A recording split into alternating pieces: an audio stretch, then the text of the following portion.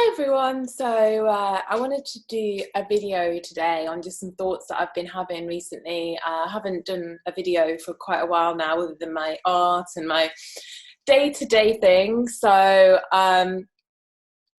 recently I've been really, as I always have been, really questioning manifesting and versus being, and how to tie in manifesting and being in a state of presence, and what's the right balance to find, and should we do one or should we do the other. And I've kind of flipped around with these different things over my journey, and I was analyzing or thinking again about the tree of knowledge and the garden of Eden, and how we ate from the tree of knowledge and went into the world of sin. Obviously, there's a bunch of us that are like, no, the snake, and used to be my opinion, the snake is the kundalini, it's the awakening. So you eat from the tree and then you have this kundalini awakening, and you learn to understand yourself as a god, i.e. everyone is you pushed out, you create a reality, you create either your own timeline, because all timelines coexist, or you create your own little bubble timeline within a mass consciousness timeline that's that everyone is at. We're kind of torn between those two if you're into everyone is you pushed out. But I've reanalyzed this because recently I've been getting more and more into non-dual and non-duality. Obviously manifesting works, obviously we do create our reality, obviously the things that we say do come into being. I think it's a really important journey because it teaches us to analyze our thoughts in a sense and see just how much we're creating unconsciously from the things that we say.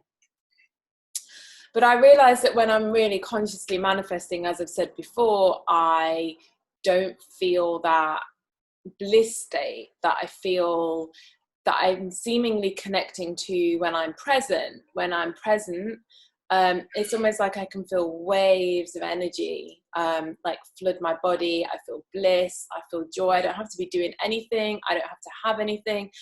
And I think as soon as you start, being quite successful at manifesting and getting a number of the things that you've always wanted and have eluded you, then you start to realize that, they're not going to put you in bliss, and things are not going to put you in bliss state. There's nothing really that can put you into that state of bliss.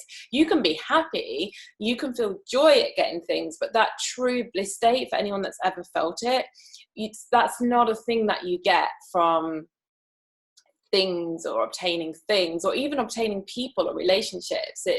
I'm not saying you can't feel it in a relationship, but you can't get someone to be in a relationship with you and then feel bliss. It's a state. It's not something that you get through a thing. It's like an inner state that can then be reflected into your environment. And I realize that I get into that state when I am present, and when I'm like a sort of no mind, when I'm a dual mind, when I'm integrating rather than kind of, when I was affirming heavily, I was getting things, but I wasn't feeling that state of bliss.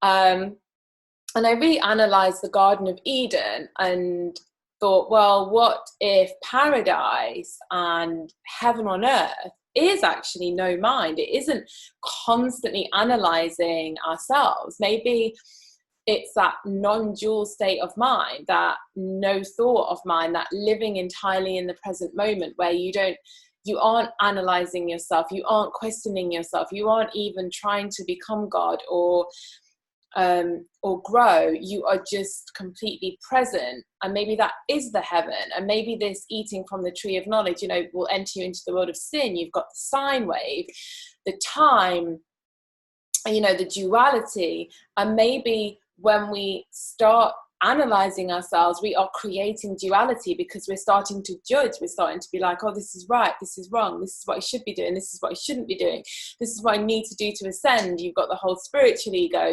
Maybe the true Eden is just being, not analyzing any of this stuff.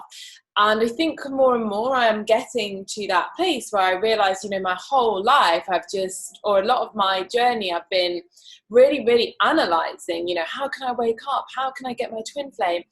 And it's all been analyzing, judging, seeking outside of oneself. And as we know, we don't find the answers seeking outside of oneself. So maybe eating from the tree of knowledge was that beginning of seeking outside, seeking externally for one's knowledge and for one's wisdom, and not realizing that everything just is and everything is perfect and we already are everything, and we don't have to like go seeking for another person. Because notice once they ate from the tree, they were no longer, you know, together. They were like eternally on this search for their other half, right?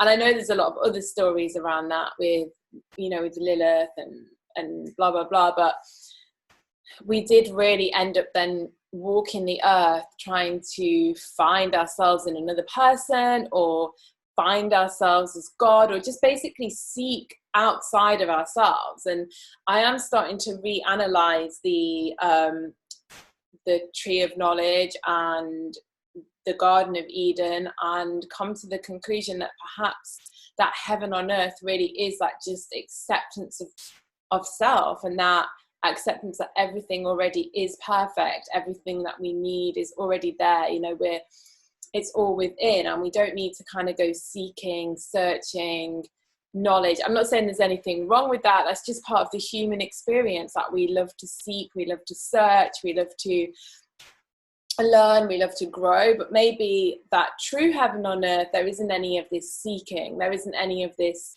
trying to attain wisdom or attain a partner or attain items at all. It's just, you know, a beingness, and then everything just reflects that, and it's all love and harmony. Yeah, I just wanted to share that with you and see whether anyone else has had those thoughts. But yeah, more and more, I've been starting to do the Course of Miracles as well lately, which I knew about a long time ago. But I recently like just felt called to do it again. And I think what I'm getting from it already, from the Course of Miracles, is that it's teaching you to be present. It's teaching you not to put past meanings on anything in your present. So that's with people, with things, you know, the way people show up and the way relationships show up and the way jobs show up and the way things show up is because of meanings we've like prescribed to them in the past. So in a way, it's not making us manifest, but it's making us just come to that neutral present point of just being an empty container and not attributing past or present meaning to things, people, or interactions. And I quite like that. I feel that it could be an interesting experiment with helping move into the present state and sort of keep aware of that. Maybe that's just another external practice, I don't know, but I'm enjoying having a go at that right now. So yeah, let me know how everyone is, and yeah, I hope all is well, and I'll speak soon.